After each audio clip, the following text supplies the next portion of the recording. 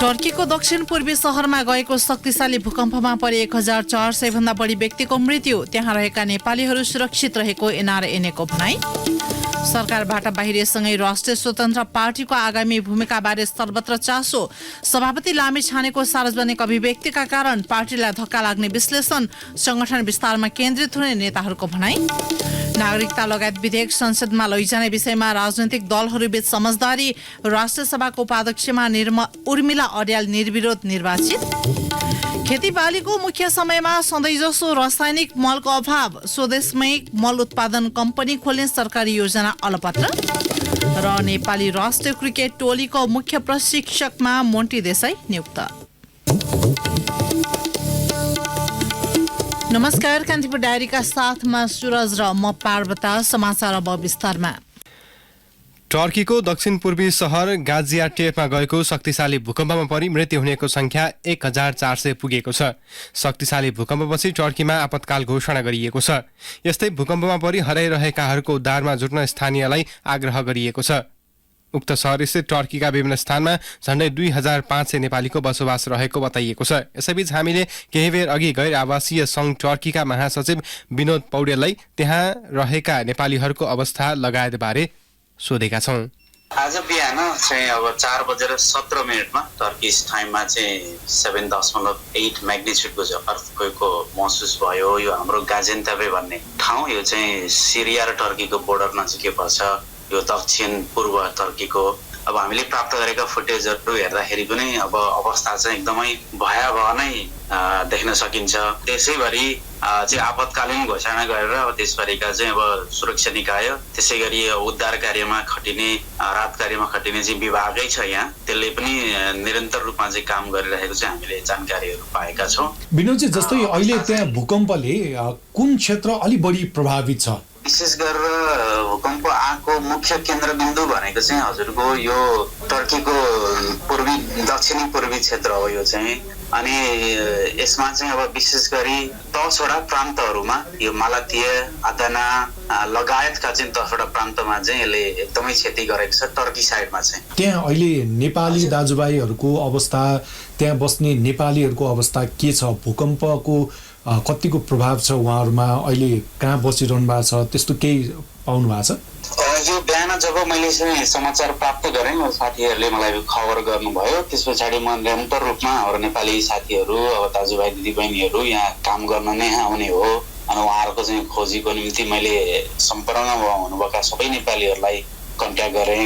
र त्यस पछाडि हामीले लगभग 2टा ग्रुप, जुन यो चाहिँ इपी सेन्टर छ त्यो ठाउँमा चाहिँ 2जना ग्रुपलाई चाहिँ हामीले सम्पर्क गर्यौँ। एउटा चाहिँ उहाँहरू घरमा काम गर्नु हुँदो रहेछ, 3जनाको ग्रुपमा चाहिँ हुनुहुन्छ उहाँहरू। र अहिले उहाँहरू जब भूकम्प गए पछाडि अब सबै कुरो चाहिँ त्यहाँ अलिकति तहस नहस भयो। उहाँहरू चाहिँ अहिले सेल्टरमा बस्नु भएको छ, त्यहाँ चाहिँ सरकारले जुन व्यवस्था गरेको छ। अनि त्यसै गरी अर्को एउटा समूह भनेको चाहिँ विद्यार्थीहरूको समूह, त्यहाँ चाहिँ उहाँहरू पनि 3जना हुनुहुँदो रहेछ। उहाँहरू 2जना चाहिँ युनिभर्सिटीको विद्यार्थी, अर्को 1जना चाहिँ हाई स्कुलमा पढ्ने साथी हुनुहुँदो रहेछ। उहाँसँग मैले कुरा गरेँ, उहाँहरू पनि सेल्टरमा बस्नु भएको छ। कोही चाहिँ म्युजियममा, अनि कोही चाहिँ मस्जिदहरूमा जहाँ सेल्टर छ त्यहाँ चाहिँ बस्नुहुन्छ। अब टर्कीमा अब त्यो ठाउँमा चाहिँ कस्तो भने इस्तानबुल भन्दा आङ्कारा भन्दा निकै टाढा हो त्यो चाहिँ। त्यहाँ लगभग 1200 किलोमिटर टाढा भएको हुनाले त्यो चाहिँ अलिकति गाउँ जस्तो पनि भएको हुनाले मान्छेहरू विशेष गरेर काम गर्न जानेहरू चाहिँ निकै कम हुन्छन्। अहिले जाडोको सिजनमा अब यो अलिकति पर्यटकहरू आउँदाखेरि चल्ने भएको हुनाले धेरै मान्छेहरू चाहिँ यो गर्मीको सिजनमा त्यहाँ काम गर्ने, जाडोको सिजनमा इस्तानबुल फर्किने भएको हुनाले यी ठाउँहरूमा नेपालीहरू चाहिँ त्यति धेरै चाहिँ हुनुहुन्न। अब हुन त हुनुहुन्छ। तपाईँहरूको तथ्याङ्कमा विनोदजी अहिलेसम्म कति नेपाली त्यहाँ हुनुहुन्छ तपाईँहरूको तथ्याङ्कमा चाहिँ? टर्कीमा त अब हामीसँग आधिकारिक तथ्याङ्क यति नै भन्ने नम्बर भन्ने त हामीसँग छैन। त्यो राजदूतावासले पनि हामीले सम्पर्क गरेका थियौँ, त्यो त्यहाँबाट पनि प्राप्त भएन। टर्की सरकारसँग पनि त्यो छैन। तर टर्कीमा हाम्रो धेरै नेपालीहरू लगभग 1500 देखि 2000 नेपालीहरू चाहिँ हुनुहुन्छ। अहिलेसम्म यो भूकम्पका कारण कुनै नेपालीको अप्रिय केही भएको त्यस्तो जानकारी छ? मैले भर्खरै त्यहाँको एकजना त्यो क्षेत्रको चाहिँ राजनीतिज्ञसँग पनि कुराकानी गरेका थिएँ अनि उहाँलाई पनि मैले यही जिज्ञासा राखेको छु। तर अब अहिलेसम्म उहाँले चाहिँ रेकर्डमा नेपालीहरू त्यस्तो हताहती भएको वा चाहिँ मृत्यु भएको अप्रिय घटनाहरू केही छैन भनेर मलाई जानकारी दिनुभएको छ उहाँले चाहिँ।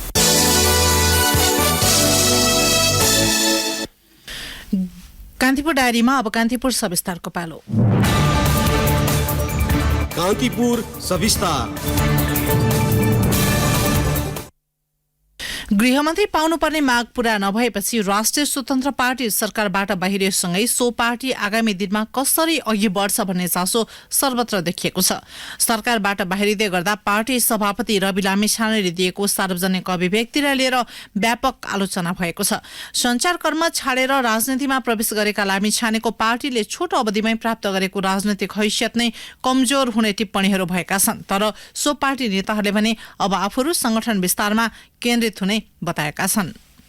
62 घण्टा 12 मिनटसम्म निरन्तर कार्यक्रम चलाएर कीर्तिमान कायम गर्दै लामिछानेले नेपाली टेलिभिजन क्षेत्रमा पुनरागमन गरेका थिए। 2070 साल वैशाख 1 गते उनले सो कीर्तिमान बनाएका हुन्। त्यसको 2 वर्षपछि प्रधानमन्त्री केपी शर्मा ओलीको पालामा 2073 वैशाख 11 गते उनले नेपाल टेलिभिजनमा सीधा कुरा प्रधानमन्त्रीसँग नामको टेलिभिजन कार्यक्रम सञ्चालन गरे। जनताले सिधै प्रधानमन्त्रीलाई गुनासो सुनाउन पाउने गरी सुरु गरिएको सो कार्यक्रमले लामिछानेलाई थप चर्चित बनायो। अर्को सरकार बनेपछि सो कार्यक्रमबाट बाहिरिएका लामिछानेले एक निजी टेलिभिजनमा सीधा कुरा जनतासँग कार्यक्रम सञ्चालन गरे। मुलुकका बेथिति र राज्य संयन्त्रका गलत कार्य अनि राजनीतिक दलको आलोचना तथा जनताको चासो गुनासो र समस्याबारे तयार पारेको कार्यक्रमबाट उनले आम दर्शकमा छुट्टै पहिचान बनाएका थिए। समयक्रममा उनी निजी क्षेत्रको अर्को एक टेलिभिजनमा जोडिएका थिए। तर उनले सो टेलिभिजन छाडेर राजनीति सुरु गरे। असार 7 गते राष्ट्रिय स्वतन्त्र पार्टीको घोषणा गर्दै प्रतिनिधि सभा निर्वाचनका लागि चितवन क्षेत्र नम्बर 2 मा प्रतिस्पर्धा गरेका थिए र भारी मत ल्याएर उनी मात्र निर्वाचित भएनन्, उनको पार्टी संसदको चौथो ठूलो शक्ति बन्यो। गत पुस 4 मा राष्ट्रिय स्वतन्त्र पार्टीको संसदीय दलको नेता भए। पुस 19 गते उपप्रधान तथा गृहमन्त्री भएपछि उनले आफ्नो राजनीतिलाई उचाइमा पुर्याउन सफल भए। तर नागरिकता सम्बन्धी अदालती फैसलापछि माघ 13 गते सबै पद गुमाए। फेरि नागरिकता लिएपछि उनी पार्टीको बागडोर सम्हाल्न पुगेका छन्। आफ्नो सांसद पद गुमेपछि गृहमन्त्रीमा फर्कने उनको चाहनामा ठेस लागेपछि लामिछानेको पार्टी अन्ततः सरकारलाई दिएको समर्थन कायम राख्दै बाहिरिएको छ। नयाँ अनुहार सहित वैकल्पिक शक्ति बन्ने आकांक्षा सहित व्यापक जनसमर्थन पाएको उनी लामिछानेको पार्टी यतिखेर चुनौतीपूर्ण अवस्थामा खडा भएको छ। सरकारबाट बाहिरिने निर्णय सार्वजनिक गर्ने क्रममा उनले मिडियामाथि गरेको टिप्पणीलाई लिएर सामाजिक वृत्त तरङ्गित छ। लामिछानेको अभिव्यक्ति आफ्नो कमी कमजोरी ढाक्ने प्रयत्नको रूपमा बुझिएको छ। राजनीतिक विश्लेषक हरि रोक्का भन्छन्, कुनै पनि राजनीतिक पार्टीले अर्को राजनीतिक पार्टीसँग कुराकानीहरू गर्नलाई त उसको बीचमा तपाईँको डिफरेन्सेसहरूको कुराहरू गर्नु जान्नु पर्ने। राजनीतिक रूपबाट यो फरक छ,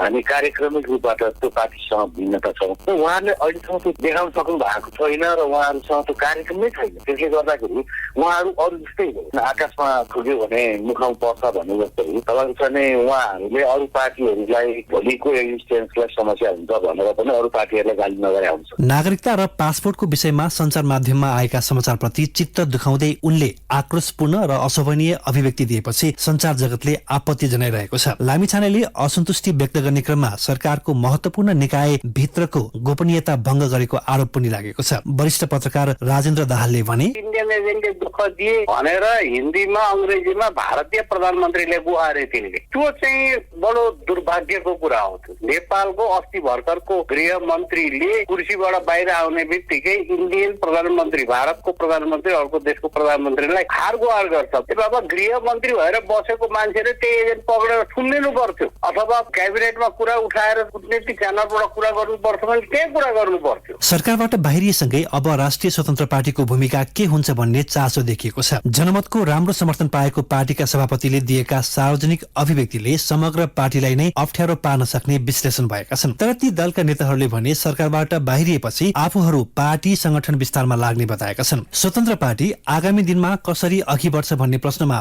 पार्टीका सहमहामन्त्री कविन्द्र बुर्लाकोटीले भने सरकार गठन त्यस पछाडि भएका राजनीतिक निर्णयहरू राजनीतिक छलफलहरू र त्यसको उपजको रूपमा लिन्छु मैले। त्यो कारणले गर्दाखेरि उहाँले सभापतिज्यूले बोल्दाखेरि त्यो विषयमा अलिक बढी केन्द्रित भए जस्तो लाग्छ मलाई। त्यसरी लिन्छु र मैले यसको खण्डन गर्ने भन्दा पनि मैले यसको व्याख्या चाहिँ पछिल्लो राजनीतिक जति पनि घटनाक्रमहरू भए त्यसको प्रतिक्रियाको रूपमा उहाँले बोल्नु भएको हो र त्यो एक हदमा त्यसले चाहिँ राजनीतिक कोर्स करेक्सनमा मद्दत पनि पुग्छ भन्ने लाग्छ मलाई। प्रत्यक्षतर्फ 7 सिट र समानुपातिकमा 11,30,000 मत पाएको राष्ट्रिय स्वतन्त्र पार्टीले निर्वाचन भएको केही दिनभित्रै बेहोरेको उतार चढावपछि वैकल्पिक शक्तिको भूमिकामाथि प्रश्न उठाएको छ। कतिपयले संस्थाभन्दा व्यक्तिवादी सोच र शैली हावी हुँदा पार्टी कमजोर हुने विगतकै उदाहरण लामिछानेको पार्टीको हकमा समेत लागू हुने टिप्पणी गरेका छन्। रेडियो कान्तिपुरका लागि रमेश दुलाल। कान्तिपुर सविस्तार। यसैबीच राष्ट्रिय स्वतन्त्र पार्टीका मन्त्रीले राजीनामा दिएपछि रिक्त रहेका दुवै मन्त्रालय प्रधानमन्त्री पुष्पकमल दाहालले नै सम्हाल्नु हुने भएको छ। रासोपाबाट मन्त्री बनेका शिशिर खनाल, डोल प्रसाद अर्याल र तोसीमा कार्कीले हिजो प्रधानमन्त्री समक्ष राजीनामा बुझाएका थिए। त्यसपछि रिक्त रहेको शिक्षा विज्ञान तथा प्रविधि मन्त्रालय, श्रम रोजगार तथा सामाजिक सुरक्षा मन्त्रालय प्रधानमन्त्री दाहालले नै सम्हाल्ने गरी राष्ट्रपति विद्यादेवी भण्डारीले जिम्मेवारी तोक्नु भएको छ। यसअघि रासोपाका सभापति रवि लामिछाने गृह मन्त्रालयबाट पदच्युत भएपछि पनि सो मन्त्रालय प्रधानमन्त्री दाहालको मातहतमा रहँदै आएको छ। कान्तिपुर डायरीमा अब ब्रेकको पालो। ब्रेकपछि कान्तिपुर डायरीमा अब बाँकी प्रसङ्ग। नागरिकता लगायत विधेयक संसदमा लैजाने विषयमा राजनैतिक दलहरूबीच समझदारी भएको छ। बालुवाटार स्थित प्रधानमन्त्री निवासमा प्रधानमन्त्री पुष्पकमल दाहाल र संसदमा प्रतिनिधित्व गर्ने राजनैतिक दलका प्रमुख सचेतक र नेताहरूबीच भएको छलफलमा नागरिकता, संक्रमणकालीन न्याय, विकास तथा सुशासनसँग सम्बन्धित विधेयक संसदमा लैजाने बारे सहमति भएको हो। प्रधानमन्त्री दाहालले आज संसदको बिजनेस र विधेयक अगाडि बढाउने बारे संसदमा प्रतिनिधित्व गर्ने राजनैतिक दलका प्रमुख सचेतक र नेताहरूसँग छलफल गर्नुभएको हो। जनसरोकारसँग प्रत्यक्ष जोडिएका सुशासन र विकासका लागि आवश्यक कानून निर्माण गर्न सरकारले विधेयक प्रस्तुत गर्ने विषयमा छलफल भएको प्रधानमन्त्री दाहालको सचिवालयले जानकारी दिएको छ। माओवादी केन्द्रका प्रमुख सचेतक हितराज पाण्डेले संसदलाई व्यवस्थित गर्ने र विधेयक अगाडि बढाउने विषयमा छलफल भएको जानकारी दिनुभयो। राष्ट्रिय सभाबाट प्रतिनिधि सभामा पठाउनु पर्ने विधेयक संसद अन्त्य भएकाले निष्क्रिय भएका विधेयकलाई पनि अगाडि बढाउने विषयमा छलफल भएको पनि प्रमुख सचेतक पाण्डेले बताउनुभयो। 2074 मा निर्वाचित प्रतिनिधि सभाको गत असोजमा समय सकिएको थियो। प्रतिनिधि सभा कार्यकाल सकिएसँगै 27 विधेयक निष्क्रिय भएका थिए। ती विधेयक अब संसदमा प्राथमिकताका आधारमा अगाडि बढ्ने भएका छन्। संघीय संसदको माथिल्लो सदन राष्ट्रिय सभाको उपाध्यक्ष पदमा सत्तारूढ गठबन्धनबाट माओवादी केन्द्रकी सांसद उर्मिला अर्याल निर्विरोध निर्वाचित हुनुभएको छ। नयाँ बानेश्वर स्थित संघीय संसद भवनमा बसेको राष्ट्रिय सभाको आजको बैठकबाट उपाध्यक्षमा अर्याल निर्विरोध निर्वाचित हुनुभएको हो। उपाध्यक्षमा अर्यालको मात्रै उम्मेदवारी परेपछि राष्ट्रिय सभाका अध्यक्ष गणेश प्रसाद तिमेल सिन्हाले निर्विरोध निर्वाचित भएको घोषणा गर्नुभयो। माननीय सदस्यहरू, सभाका माननीय सदस्य उर्मिला अर्याललाई राष्ट्रिय सभाको उपाध्यक्ष पदमा निर्वाचित गरियोस् भनी एउटा मात्र प्रस्तावको सूचना प्राप्त भएकोले राष्ट्रिय सभा नियमावली 2075 को नियम 8 बमोजिम सभाका माननीय सदस्य उर्मिला अर्याललाई राष्ट्रिय सभाको उपाध्यक्ष पदमा निर्विरोध निर्वाचित हुनुभएको घोषणा गर्दछु। अर्याल मध्य प्रदेशबाट 2078 साल माघमा राष्ट्रिय सभा सदस्यमा निर्वाचित हुनुभएको थियो। अर्यालले 2069 मा नेकपा एमाले छाडेर माओवादी केन्द्र प्रवेश गर्नुभएको थियो। तत्कालीन उपाध्यक्ष शशिकला दाहालको कार्यकाल सकिएपछि विगत 1 वर्षदेखि राष्ट्रिय सभाको उपाध्यक्ष पद रिक्त थियो। यसअघि उपाध्यक्ष रहेकी दाहालको 4 वर्षीय कार्यकाल 2078 सालमै सकिएको थियो। 59 सदस्यीय राष्ट्रिय सभामा सबैभन्दा ठूलो दल नेकपा एमालेका 16 सांसद रहेका छन्। माओवादी केन्द्रका 15 र कांग्रेसका 10 सांसद छन्। राष्ट्रिय सभामा रिक्त 1 पदका लागि भने पर्सि बुधबार उपनिर्वाचन हुँदैछ। यसैबीच राष्ट्रिय सभाकी नवनिर्वाचित उपाध्यक्ष उर्मिला अर्यालले राष्ट्रिय सभालाई प्रभावकारी बनाउन भूमिका खेल्ने बताउनु भएको छ। राष्ट्रिय सभाको उपाध्यक्षमा निर्वाचित भएपछि सञ्चारकर्मीलाई संक्षिप्त प्रतिक्रिया दिँदै उहाँले राष्ट्रिय सभाको भूमिकालाई प्रभावकारी बनाउनका लागि सहजीकरण गर्ने बताउनु भएको हो। राष्ट्रिय सभामा महिला सांसद बीचको सहकार्यलाई विकास गर्दै जाने उहाँको भनाइ थियो। उपाध्यक्ष अर्यालले महिलाका लागि नयाँ नियम कानून बनाउने सन्दर्भमा पहल कदमी लिने बताउनुभयो। आफूले विगतमा महिलाका निम्ति गरेको कामका कारण सबै पार्टीका महिलाले आफूलाई सर्वसम्मत रूपमा निर्वाचित गराउन भूमिका खेलेको उहाँले उल्लेख गर्नुभयो।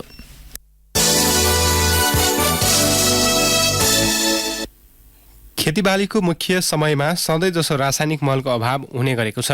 सरकारले मलको आश्वासन दिए पनि किसानले भने सधैँ जसो मलको अभाव झेल्ने गरेका छन्।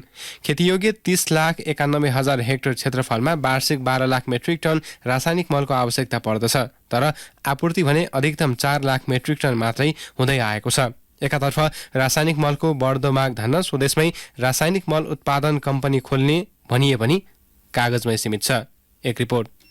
सरकारले रासायनिक मल अनुदानमा वर्षेनी अर्बौं रकम विनियोजन गर्छ। चालू आर्थिक वर्षमा मात्रै रासायनिक मलका लागि 15 अर्ब रुपैयाँ छुट्याएको छ। मंसिर महिनासम्म 1,25,000 मेट्रिक टन मल भित्राएको मन्त्रालयको तथ्याङ्कमा उल्लेख छ। यस्तै आर्थिक वर्ष 2076-77 मा 10 अर्ब 52 करोड 95 लाख रुपैयाँ बराबर रकमको 3.5 लाख मेट्रिक टन मल आयात भएको थियो। आर्थिक वर्ष 2077-78 मा 11 अर्ब रुपैयाँको 4 लाख मेट्रिक टन मल आयात भएको थियो। आर्थिक वर्ष 2078-79 मा 27 अर्ब 71 करोड रुपैयाँ खर्चिएर 1,91,000 मेट्रिक टन मल ल्याएको थियो। माग अनुसार रासायनिक मल ल्याउन नसक्नु बारे मन्त्रालयका प्रवक्ता प्रकाश कुमार सञ्जेल भन्छन्। मल ल्याउने प्राप्तिमा त हामीलाई स्रोतको समस्याको कारणले गर्दाखेरि हैन, हामीले जति मल चाहियो त्यति हामीले ल्याउनै सकेका छैनौँ। सरकारले रासायनिक मल आयात गर्नका लागि 70% कोटा कृषि सामग्री कम्पनी लिमिटेड र 30% साल्ट ट्रेडिङलाई दिएको छ। यी दुई कम्पनीले आयात गरेको अनुदान रकमको रासायनिक मल लक्षित वर्गसम्म नपुगेको बताउँछन् कृषि विज्ञ कृष्ण पौडेल। किसानको पहुँच पनि हुँदैन, उहाँले पाउँदा पनि पाउनुहुन्न, अर्को पैसातिर किन्न सक्ने हाल पनि छैन। त्यो अर्थमा लक्षितमा त पुग्दैन यो अनुदान। यो अनुदान त के हो भने राज्यले चाहिँ ठुला व्यापारीहरूलाई, ठुला व्यावसायिक भनिने ठुला व्यापारीहरूलाई एकाउको छुट दिने मात्रै सोच बनाएको, किनभने त्यस्तो छुट दिन लिन उनीहरू सबै मिलेरै यो काम गर्छन्। रासायनिक मलको कारखाना सञ्चालनमा ल्याउँदा लागत बढी लाग्ने तर उत्पादित मल नेपालमा खपत हुन नसक्ने र अन्तर्राष्ट्रिय बजार नरहेको मन्त्रालयका प्रवक्ता सञ्जेलको भनाइ छ। आर्थिक पक्ष विश्लेषण गर्दाखेरि तत्कालै फाइदा नहुन सक्छ, किनकि हामी ब्रेक इभनमा भनेको हामीलाई मिनिमम खर्च निकाल्नको लागि जुन परिमाण उत्पादन गर्नुपर्छ त्यो उत्पादन सबै चाहिँ हाम्रो खपत हुँदैन।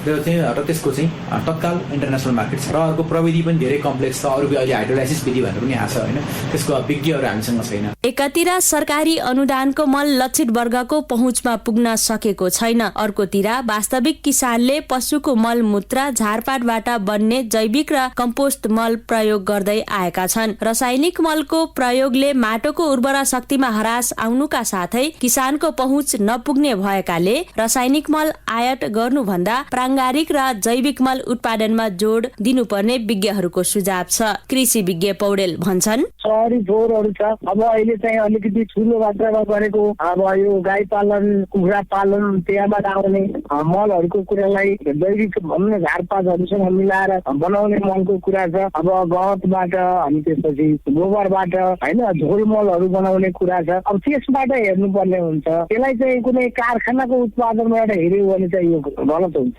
देशभरमा जैविक तथा प्राङ्गारिक मल उत्पादन गर्ने करिब 38 कम्पनी दर्ता भए पनि 15 वटा मात्रै सञ्चालन भएको छ। सरकारले माटोको उर्वरा सुधारका लागि प्राङ्गारिक तथा जैविक मल नियमन कार्यविधि 2068 ल्याएको छ। प्रदेश र स्थानीय तहले जैविक प्राङ्गारिक मलका लागि केही बजेट छुट्याए पनि जैविक र प्राङ्गारिक मल प्रवर्धनका लागि पर्याप्त नरहेको स्वदेशी मल उत्पादक कम्पनी उचित जैविक उद्योग प्रणालीका कार्यकारी प्रभारी निर्देशक जस श्रेष्ठको गुनासो छ। स्वदेशी मल उत्पादनहरूलाई प्राङ्गारिक मललाई केही अनुदान छुट्याएको छ, तर चाहिँ एकदमै कम छ, अति नै कम छ रासायनिक मलको तुलनामा। यो जैविक मलहरूलाई पनि 50-60% सम्म अनुदान पायो भने चाहिँ यसले व्यापक रूपमा मार्केट लिन्छ र नेपालको माटो क्रमिक रूपमा अत्याधिक नै यसको माटोको क्वालिटी बढ्दै जान्छ। नेपालमा रासायनिक मल आयातमा अर्बौं रुपैयाँ खर्चिनु भन्दा जैविक र प्राङ्गारिक मलमा जोड दिनुपर्ने सरकारवाला बताउँछन्। किसानको पहुँचमा मल पुर्याउन र माटो सुधारका लागि जैविक र कम्पोस्ट मललाई प्राथमिकता दिनुपर्ने उनीहरूको भनाइ छ। रेडियो कान्तिपुरका लागि सरिता थारू। सौन्दर्य प्रतियोगिताको आवरणमा नाबालिगलाई निरन्तर यौन शोषण गरेको अभियोग लागेका मनोज पाण्डे भनिने मनोज कुमार जयसीलाई मानव बेचबिखन मुद्दामा काठमाडौँ जिल्ला अदालतले 7 वर्ष कैद सजायको फैसला सुनाएको छ। काठमाडौँ जिल्ला न्यायाधीश दीपक ढकालको इजलासले माघ 10 गते उनलाई दुवै कसुरमा दोषी ठहर गरेको थियो। जिल्ला अदालतले बाल यौन दुरुपयोग मुद्दामा पाण्डेलाई 6 महिना कैद, पीडित युवतीलाई 50,000 क्षतिपूर्ति र 5,000 रुपियाँ जरिवाना गर्ने फैसला गरेको थियो। मुलुकी अपराध संहिताको दफा 225 मा बाल दुरुपयोगमा 3 वर्षसम्म कैद र 30,000 रुपियाँसम्म जरिवाना हुने व्यवस्था भएकाले कसु ठहर भएकै दिन पाण्डेलाई सजाय सुनाइएको थियो। सन् 2014 मा भएको मिस ग्लोबल इन्टरनेसनल प्रतियोगितामा सहभागी भएकी एक किशोरीले पाण्डेले आफूलाई होटलमा बोलाएर बलात्कार गरेको तथा फोटो र भिडियो खिचेर ब्ल्याकमेल गर्दै 6 महिनासम्म निरन्तर यौन शोषण गरेको घटना गत जेठ 4 मा सामाजिक सञ्जालमा सार्वजनिक गरेकी थिइन्।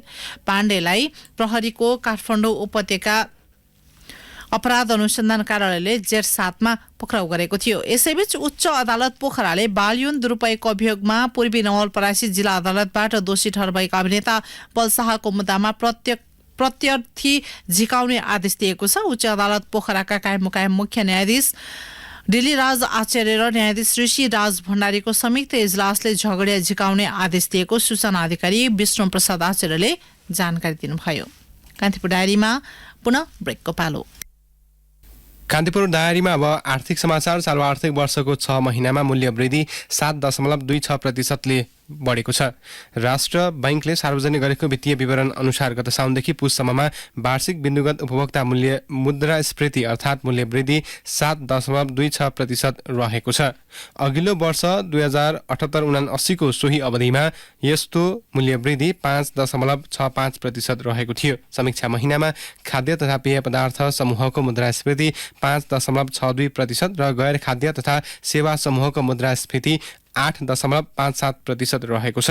समीक्षा महिनामा खाद्य तथा पेय पदार्थ समूह अन्तर्गत रेस्टुरेन्ट तथा होटल उपसमूहको वार्षिक बिन्दुगत मूल्य सूचकाङ्क 15.56%, सुर्तीजन्य पदार्थको 11.81%, दुग्ध पदार्थ तथा अण्डाको 9.70%, खाद्य तथा खाद्यजन्य पदार्थको 9.56% र मदिराजन्य पेय पदार्थको 8.84% बढेको राष्ट्र बैंकले जनाएको छ। जलवृद्धिको माग गर्दै झापाका चिया श्रमिकले बगानमा आगामी चैतदेखि हडताल गर्ने चेतावनी दिएका छन्। श्रम ऐन अनुसार प्रत्येक 2 वर्षमा चिया श्रमिकको ज्यालावृद्धि गर्नुपर्ने प्रावधान छ। सो प्रावधान अन्तर्गत चालु आर्थिक वर्षको साउनदेखि चिया श्रमिकको ज्यालावृद्धि हुनुपर्ने थियो, तर कोभिड लगायत कारण देखाउँदै उद्योगीले श्रमिकको ज्यालावृद्धि नगरेको नेपाल चिया बगान श्रमिक संघका केन्द्रीय अध्यक्ष दीपक तामाङले बताउनुभयो। ज्यालावृद्धिको माग गर्दै श्रमिकहरूले गत असोजमा लिखित पत्र मार्फत उद्योगीको ध्यानकर्षण गराएका थिए। अब अन्तर्राष्ट्रिय समाचार। टर्कीको दक्षिणपूर्वी शहर गाजियान्टेपमा गएको शक्तिशाली भूकम्पमा परि मृत्यु हुनेको संख्या 1400 पुगेको छ। टर्की र सिरियाको सीमा नजिकै 7.8 म्याग्निट्युडको शक्तिशाली भूकम्प गएको थियो। दुवै मुलुकका सयौं भवन भत्किएपछि भग्नावशेषमा फँसेकालाई उद्धारकर्ताले उद्धार गरिरहेको अन्तर्राष्ट्रिय सञ्चार माध्यमले जनाएका छन्। स्थानीय समयअनुसार आज बिहान 4:17 भूकम्पको धक्का महसुस गरिएको थियो। स्थानीय समयअनुसार 1:30 बजेतिर फेरि अर्को 7.5 म्याग्निट्युडको भूकम्प गएको छ। भूकम्पको धक्का राजधानी अंकारा सहित टर्कीका अन्य शहरमा पनि महसुस गरिएको थियो। शक्तिशाली भूकम्पपछि टर्कीमा आपतकाल घोषणा गरिएको छ। यस्तै भूकम्पमा परि हराइरहेकाहरूको उद्धारमा जुट्न स्थानीयलाई आग्रह गरिएको छ। अन्य क्षतिको विवरण आउने क्रममा रहेको बीबीसीले जनाएको छ। भूकम्पको धक्का टर्की सहित सिरिया, लेबनन, साइप्रस र इजरायलमा समेत महसुस गरिएको थियो। यसैबीच टर्कीले सहयोगका लागि अपिल गरेपछि विश्वका नेताहरूले सहायता पठाउने वाचा गरेका छन्। भूकम्पका कारण ठूलो जनधनको क्षति भएपछि युरोपेली संघमा आबद्ध 8वटा मुलुकले खोज तथा उद्धारका लागि टोली परिचालन गर्ने भएका छन्। युरोपेली आयोगले एक विज्ञप्ति जारी गर्दै बुल्गेरिया, क्रोएसिया, चेक गणतन्त्र, फ्रान्स, ग्रिस, नेदरल्यान्ड्स, पोल्यान्ड र रोमानियाबाट ती टोली खटिने जनाएको छ। इटाली र हंगेरीले पनि टर्कीमा टोली पठाउने प्रस्ताव गरेका छन्।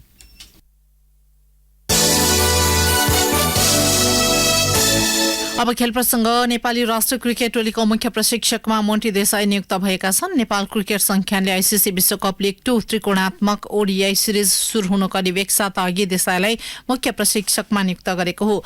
माघ 14 गते नेपाल आएका देसाईले मुख्य प्रशिक्षक नियुक्त नहुँदै बन्द प्रशिक्षण सुरु गरेका थिए। राष्ट्रिय खेलकुद परिषद राखेपले अनुमति नदिएका कारण मुख्य प्रशिक्षक नियुक्तिमा ढिलाइ भएको क्यानले बताउँदै आएको छ। गत मङ्सिर 2 मा भारतीय प्रशिक्षक मनोज प्रभाकरले राजीनामा दिएपछि रिक्त रहेको सो पदमा क्यानले खुला आवेदन मागेको थियो। मुख्य प्रशिक्षकका लागि कुल 24 जनाले आवेदन दिएकोमा क्यानले 5 जनाको नाम सर्टलिस्ट गरेको थियो।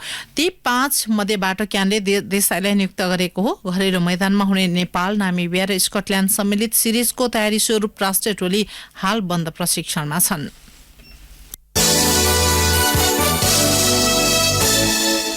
केएनपी नेरोल्याक राष्ट्रिय महिला भलिबल च्याम्पियनसिपको उपाधि new diamond youth sports club र विभागीय टोली नेपाल एपीएफ क्लब बीच हुने भएको छ। काठमाडौँको त्रिपुरेश्वर स्थित राष्ट्रिय खेलकुद परिषद राखेको कवर्ड हलमा भएको लीग चरणको अन्तिम खेलमा न्यू डायमन्डले एपीएफलाई 3-1 को सेटमा पराजित गर्यो। न्यू डायमन्डले एपीएफलाई 25-21, 25-19, 21-25 र 25-21 को सेटमा हराए। न्यू डायमन्ड 3 खेलबाट 9 अङ्क जोड्दै लीगको शीर्ष स्थानमा छ। एपीएफ समान खेलबाट 6 अङ्क जोड्दै दोस्रो स्थानमा छ। यस्तै आज भएको दोस्रो खेलमा नेपाल पुलिस क्लबले त्रिभुवन आर्मी क्लबलाई 3-1 को सेटमा हराएको छ। पुलिसले आर्मीमाथि 26-24, 24-26, 26-24 र 25-20 को सेटमा जित निकाल्यो। दुवै टोली बीच भोलि तेस्रो स्थानका लागि प्रतिस्पर्धा हुनेछ। प्रतियोगिताको विजेताले 3 लाख, उपविजेताले 1,50,000 रुपैयाँ तथा तेस्रो हुने टोलीलाई 75,000 रुपैयाँ प्राप्त गर्नेछन्।